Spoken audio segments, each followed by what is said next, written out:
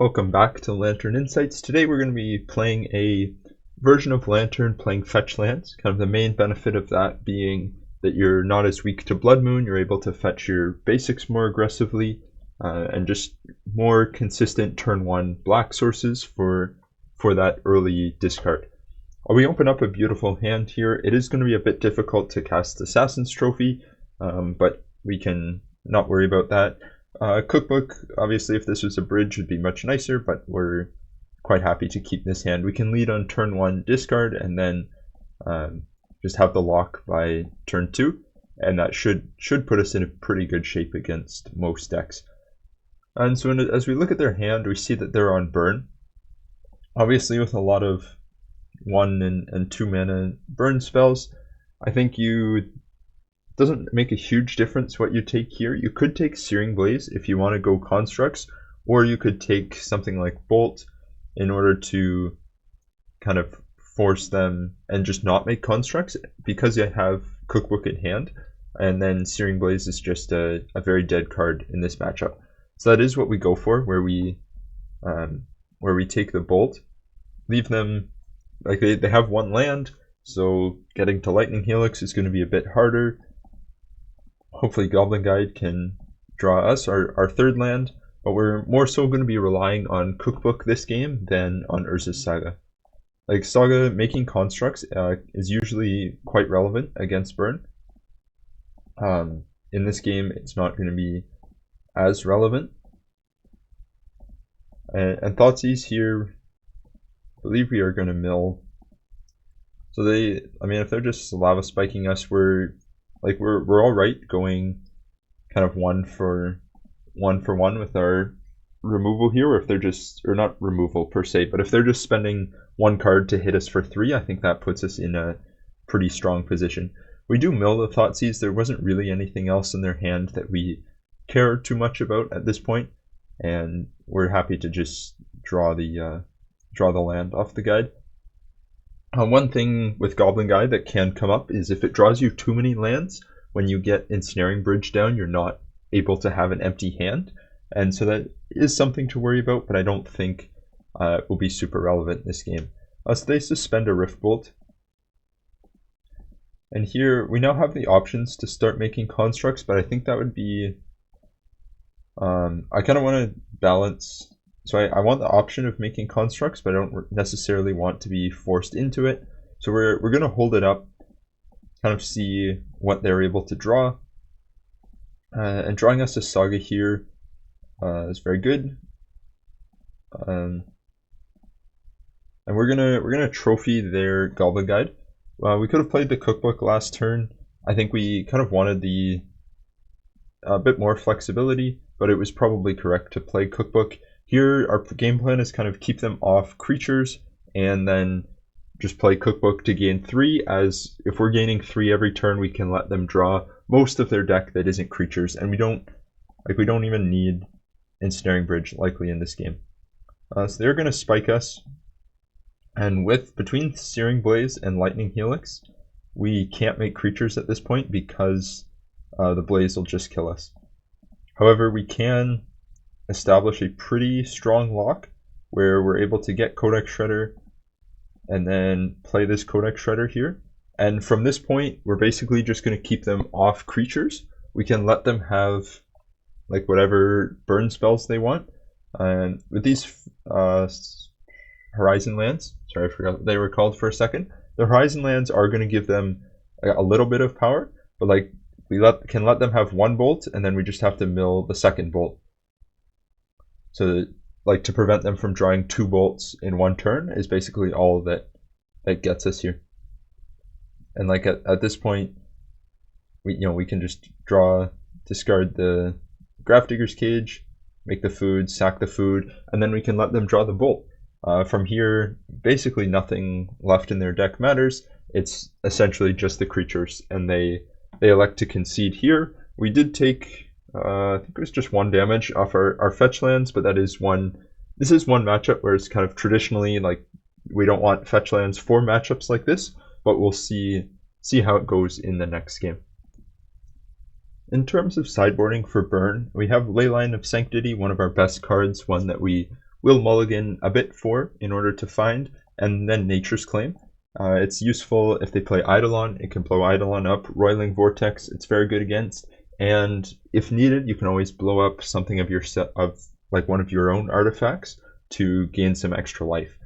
In terms of what I was taking out, I elected to take out the Assassin's Trophy. I think we're kind of replaced most of the things that we mainly care about trophying. Nature's Claim hits, and so it's just a bit clunky, and I think it's easy for it to get caught in our hand. Nature's Claim just being a bit more efficient. Grafdigger's Cage and Pithing Needle, they have kind of a few things you could needle, but I think the ley lines are just much more relevant than a Pithing Needle would be. Anyway, let's get into game 2. So starting game 2 on the draw, we open up a slightly risky hand, but overall I think it's pretty reasonable. Just one land being Saga, however with Shredder, Bauble, Lantern we can hopefully find our other lands. Leyline of Sanctity should be able to buy us lots of time, and additionally if they have Goblin Guide, hopefully that can help find us another land if needed.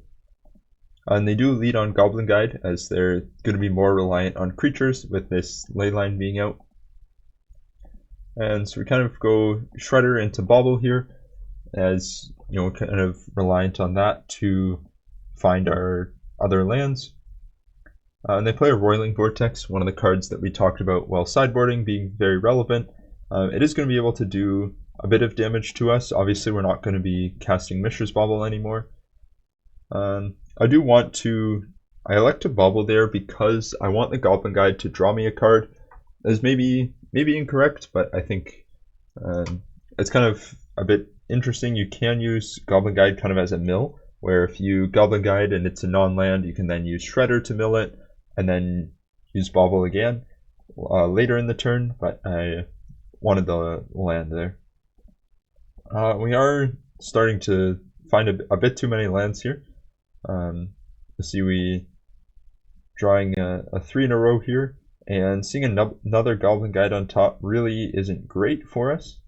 We do kind of have to Thoughtseize here, and I think it's good. A lot of people, you know, I've said many times on the channel where you should not be taking out Thoughtseize against burn, as for 2 damage you're usually replacing something that's much more relevant. For example here, like taking out the Wear and Tear unlocks so much of their deck if they're able to play it. It's just very bad for us next turn, especially if they on 3 mana, like Wear Tear can blow up Leyline Lantern, Leyline Shredder. Either of those two are just in a much worse spot. The second one in hand I don't really like, but one is quite worth it. And we are in a bit of a unfortunate situation here where we're going to draw too many lands. It's actually conceded. It's probably a bit of an early concession, but with double Goblin Guide, they're going to be able to attack for like another 2 turns easily. So we draw a land. So they hit us for 4. Sorry, they had the Swiftspear in hand too. So next turn they're able to Goblin Guide, Swiftspear hit us for 6, drawing us this land. The turn, like on their turn 3. On our turn 3 we play 1 land, get Cookbook probably, play Bridge, still have 2 cards in hand, unable to gain life. They're then able to hit us for another 5 plus whatever they're drawing off Vortex, which is then also able to shut down Cookbook.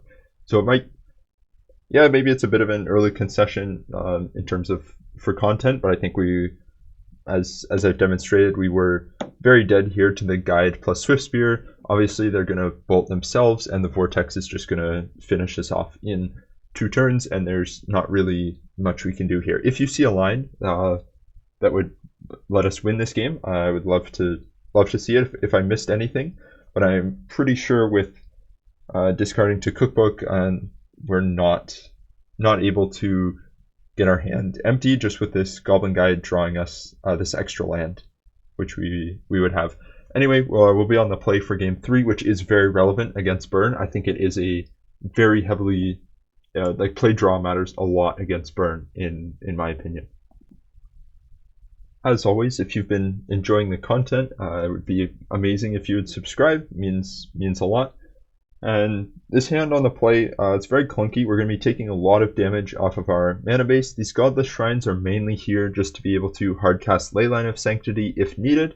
But in this hand, like if we turn 1 Thoughtseize, turn 2 Double Shredder into Bridge, I think we likely just die to direct damage without any way of controlling their top decks.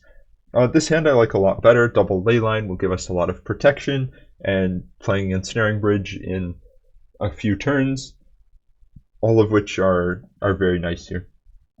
And I do put the Godless Shrine back, just it does the most damage to us out of any of our lands. We can always fetch 1 tapped with Verdant Catacombs if we don't have a turn 2 play. But we only play 3 ley lines in the deck, and starting with 2 of them, I think it's not super likely that we draw into the third one. And we're going to Stirrings here, and you'll see we put the third one on the bottom. And here I like to just take Cookbook. Shredder or Bauble by themselves don't do too much, and Cookbook can very easily like pull away with this game in this matchup. They're going to lead on a Canyon and pass. We play out the Cookbook here, and they just concede to that. I guess they didn't appear to have any creatures in hand.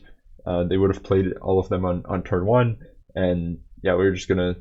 I mean, obviously we still have to find a couple more pieces to win, but I guess they didn't feel like they could beat the double Leyline. Overall, the Fetchlands, the damage from them actually surprisingly didn't come up too much. I think the list doesn't have a ton of Fetchlands, so it was actually much better than I thought it was going to be. I think this list is interesting in terms of testing for being a bit better against Bloodmoon, and I'll definitely be trying it some more in the future, hopefully sharing lots of those games on here. Anyway, hope you enjoyed. Once again, if you see a better line in that game 2 where we could have won, I would love to hear it. Let me know in the comments, and I will see you in the next one.